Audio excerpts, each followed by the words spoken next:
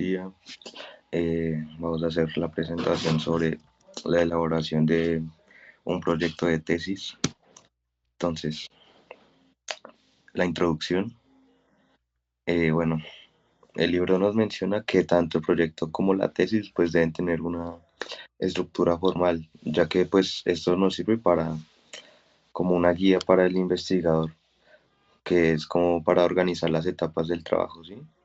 Y pues esto facilita un seguimiento por parte de los directores o los tutores.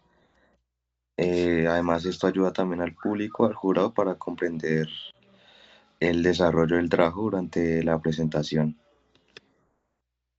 ¿Cuál es el propósito de un proyecto de tesis? Pues primero, pues sería establecer una guía formal para la investigación. Sí, esto nos permite pues definir los pasos que seguirán, además de también facilitar el seguimiento y la comprensión. Y bueno, el estado del arte. El estado del arte es una etapa del proceso investigativo donde se recopila y organiza la información que ya existe sobre el tema que se va a estudiar. Entonces, el propósito principal de esto sería detectar problemas no resueltos, justificar la necesidad de investigarlos y también en base al estado de arte, orientar la hipótesis y el marco teórico. Además de eso, pues se identifican fuentes de datos útiles. ¿Cuáles son estas fuentes? Pues son libros especializados, artículos de revistas científicas, presentaciones en congresos o patentes.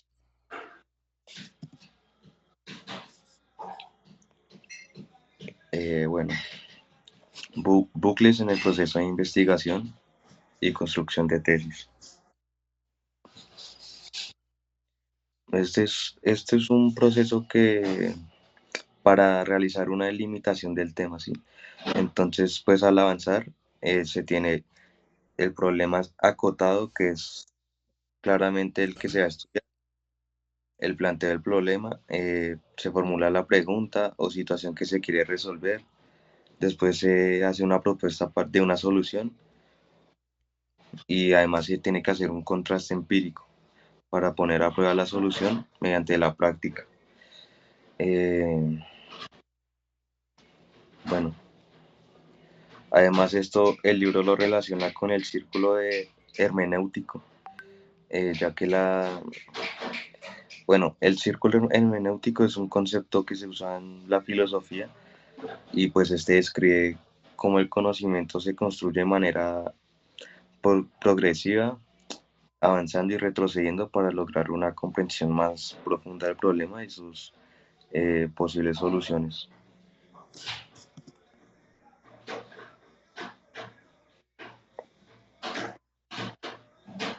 Problema postulado.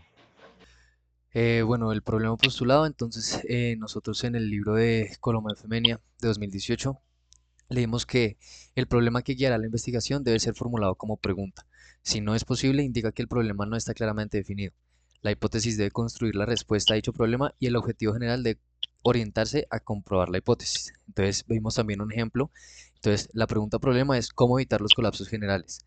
La hipótesis es mediante el método de separación en islas se evita una falla, genera un colapso en cascada y el objetivo es demostrar que el método de separación en islas es el más apropiado para evitar fallas en cascada.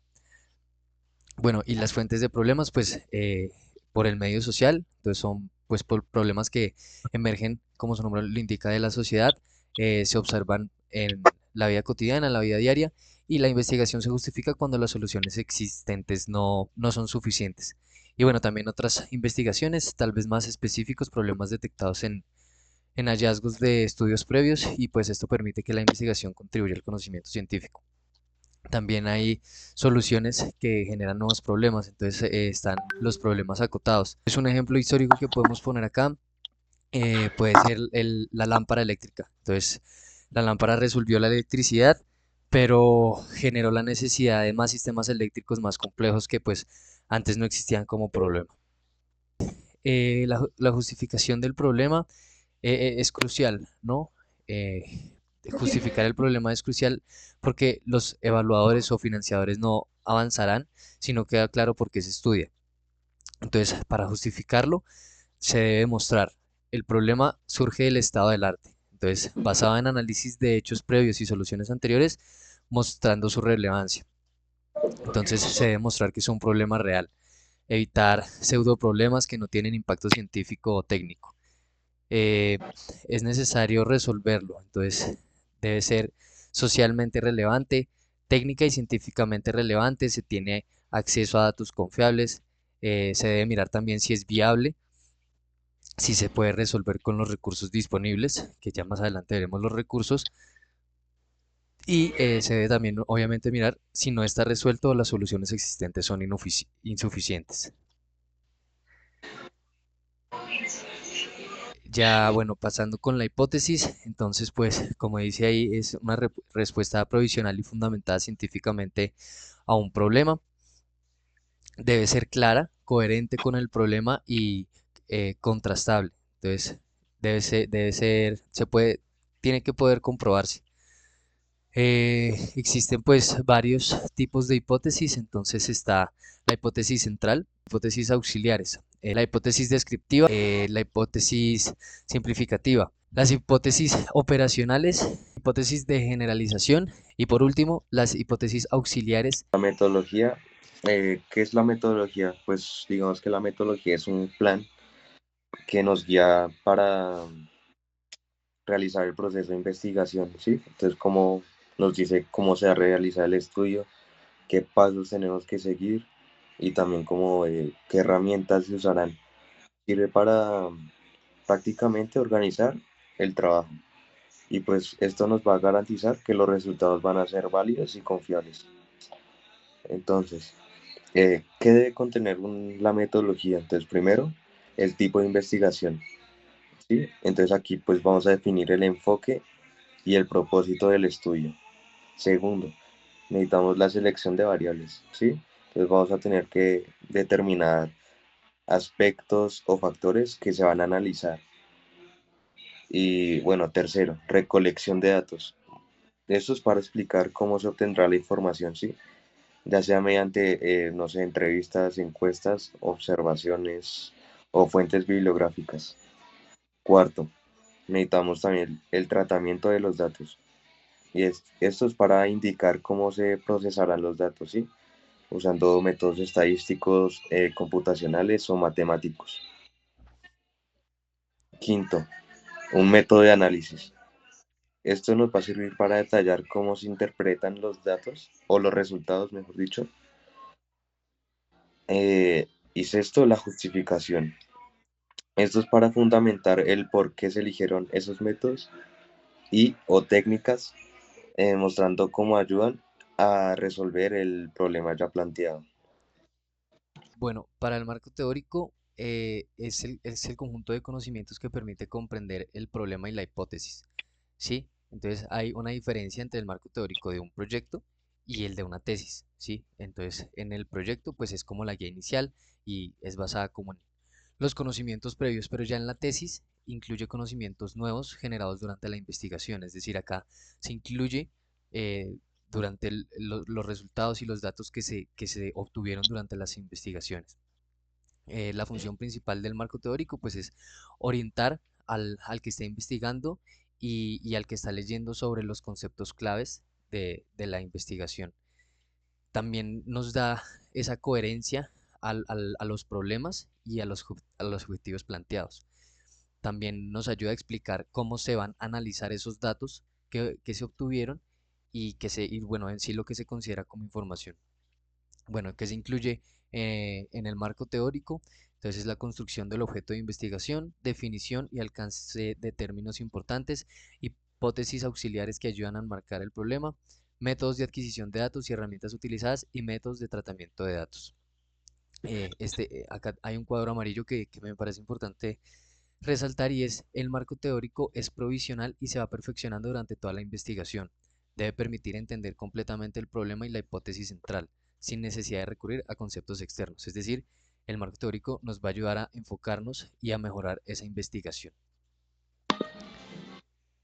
¿Qué sigue?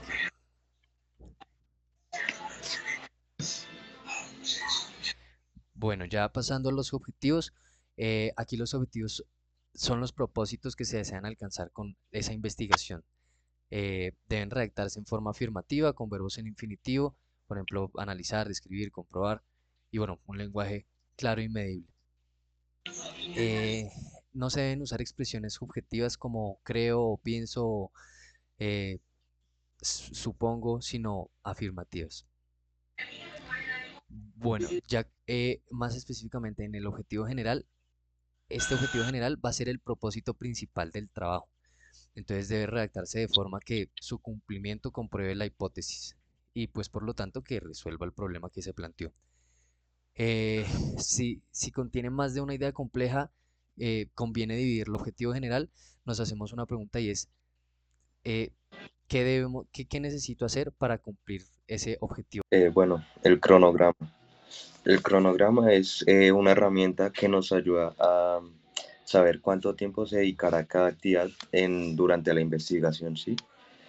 Es una herramienta importante ya que nos ayuda a evaluar la factibilidad del proyecto, eh, y nos ayuda también a organizar el trabajo, ¿sí?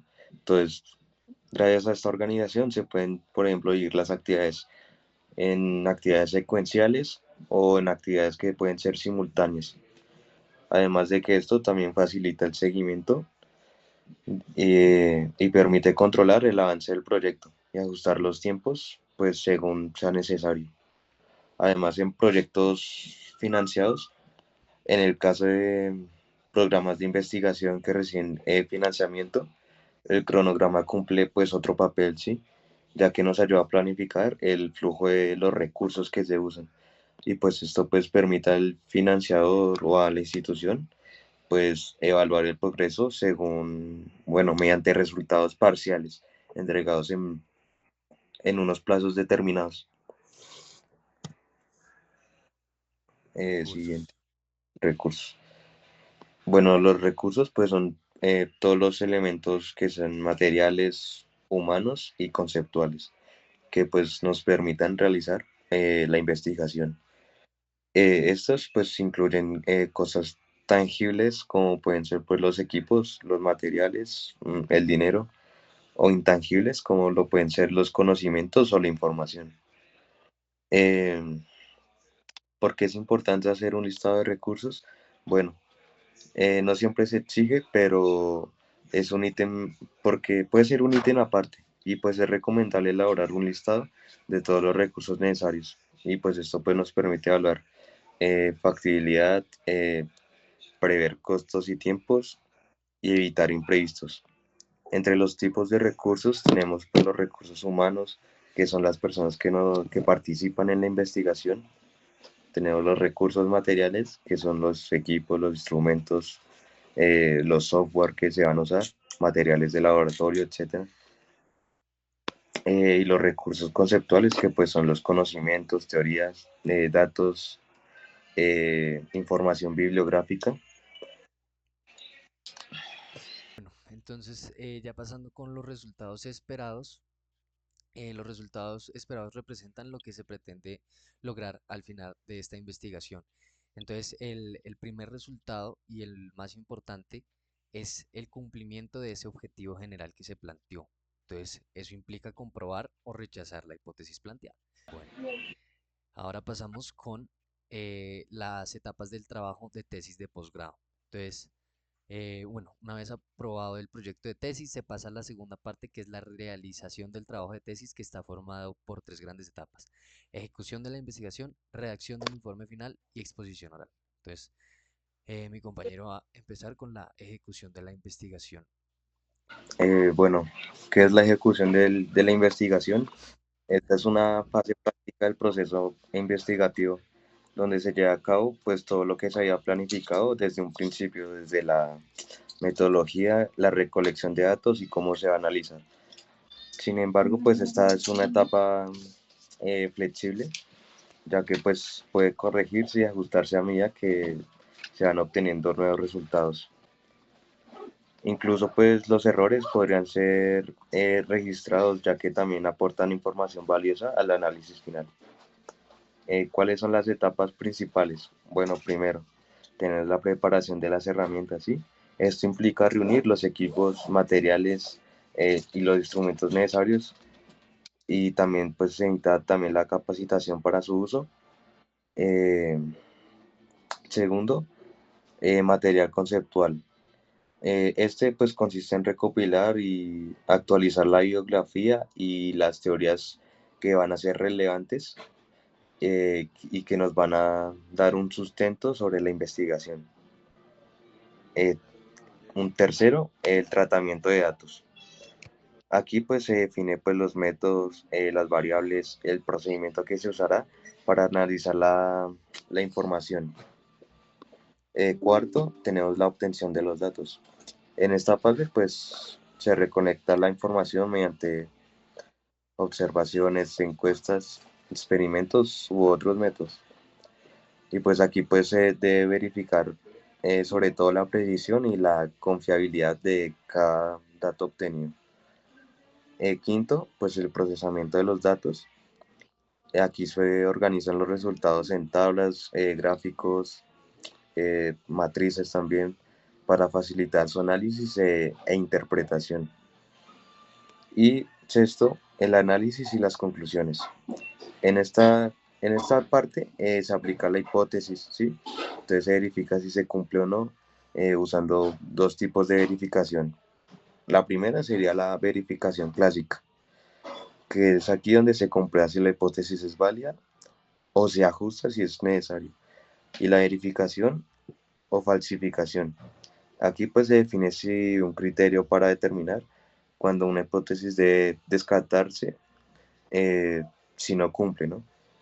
Y bueno, la séptima etapa serían los informes parciales. Aquí pues se documentan los avances, los logros, los problemas y los ajustes que van surgiendo durante la investigación. Y pues esto servirá para construir el informe final o la tesis. Bueno, ya pasando con la redacción del trabajo de tesis, entonces es la etapa final donde se presenta toda la investigación realizada, los resultados y las conclusiones. Y bueno, aunque el texto parezca ordenado y lineal, el proceso fue real, fue dinámico y con revisiones continuas. Entonces hay una estructura general del trabajo de tesis. Entonces se comienza por el título. Entonces el título tiene que ser claro, tiene que ser preciso. Espere.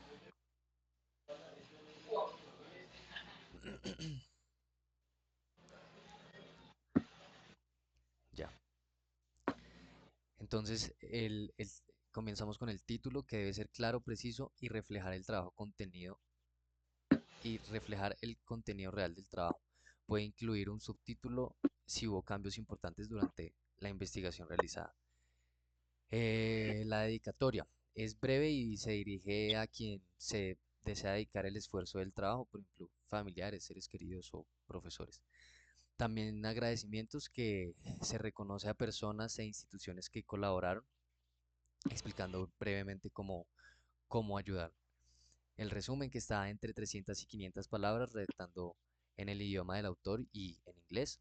Este resumen explica el problema, la metodología, los resultados y la diferencia con otros trabajos. Sirve para que los lectores comprendan rápidamente de qué trata la investigación, ¿no?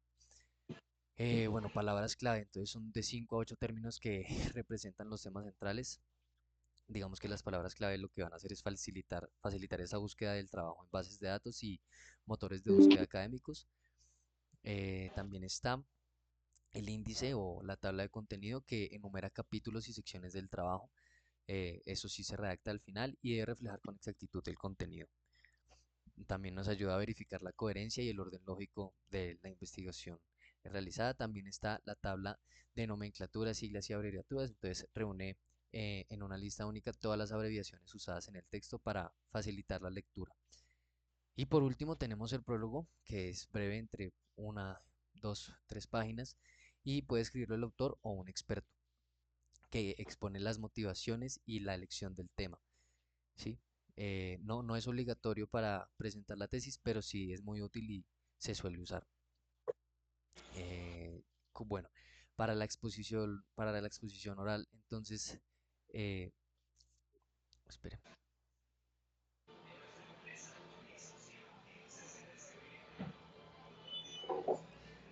Entonces, para la exposición oral, arriba yo puse una frase, eh, ahí se ve mejor, que dice, quien piensa claro, escribe claro y habla claro.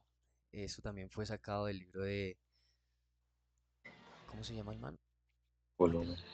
El Monomé. Colombia. Eso también, esa frase fue sacada del libro de Colomé, escrito en el 2018, y me parece importante porque describe básicamente lo que es una exposición oral. Entonces, bueno, una definición rápida es el momento en que se presenta la investigación de forma clara, ordenada y comprensible. No se trata solo de leer las diapositivas, sino de demostrar que se domina el tema, que se puede explicar con seguridad a cualquier público y que básicamente que hay que tenerla clara. Bueno, lo primero que se recomienda hacer es la preparación y organización. Entonces, la exposición se prepara una vez ya tengamos clara la investigación y los resultados, pero no necesariamente el trabajo puede ser simultáneamente se va haciendo la investigación. Se debe planificar que va a mostrar el tiempo disponible de 10, 15, 20 minutos, se debe tener en cuenta cuánto se va a demorar y pues es recomendable practicar varias veces antes de exponer para tener en cuenta el tema de tiempos y bueno, luego también se puede ampliar con detalles si hay más tiempo. Bueno. Después prueba con diferentes audiencias, entonces se recomienda practicar explicando el tema a personas con diferentes niveles de conocimiento, no necesariamente de un experto, pero pues eh, con el tiempo sí ir evolucionando hasta que el público ya sea experto en el tema que se está exponiendo.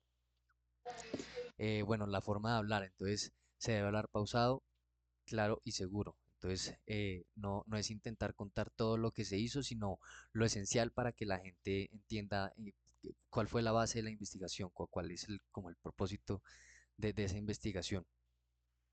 El material de apoyo y la presentación. Entonces, pues antes se entregaban copias impresas o digitales de la presentación, pero pues ahorita lo que se usa es presentar las diapositivas directamente y así pues nos pueden seguir más fácilmente y pueden tomar notas también. Cada diapositiva debe tener solo una idea principal, títulos, no mucho texto y pues en lo posible gráficos y imágenes que ayuden a la gente a comprender mejor. Eh, bueno, el uso de fórmulas y procesos, entonces muestra las fórmulas iniciales y finales y las intermedias, pero es como las más importantes, ¿sí? No es poner todo el desarrollo matemático porque pues no es una clase, sino una presentación de resultados. Eh, y ya por último, el diseño visual.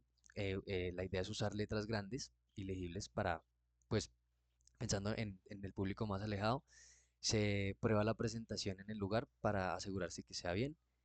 Y la idea no es abusar de animaciones ni sonidos, la idea sería más bien como usar siempre ese mismo tipo de transición para mantener la formalidad de la investigación.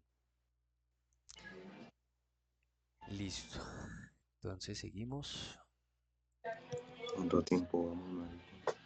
El análisis de datos. Bueno, el análisis de datos, entonces, eh, los datos son válidos solo si provienen de fuentes confiables y si su acceso es seguro.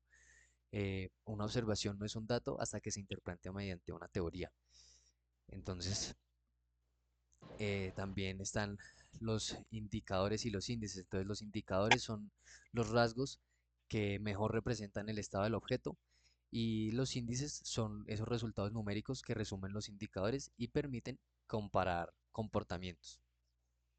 Eh, mm, un ejemplo puede ser que algo es rojo es una observación, pero medir su nivel de reflexión lo convierte ya más en un dato, ¿sí? Bueno, y las fuentes de datos puede ser pues investigación bibliográfica o investigación empírica. Básicamente la bibliográfica es la información de libros, informes o estudios previos y la empírica se obtiene a través de datos de experimentos de laboratorio o de campo, ¿sí? Y eso sería todo.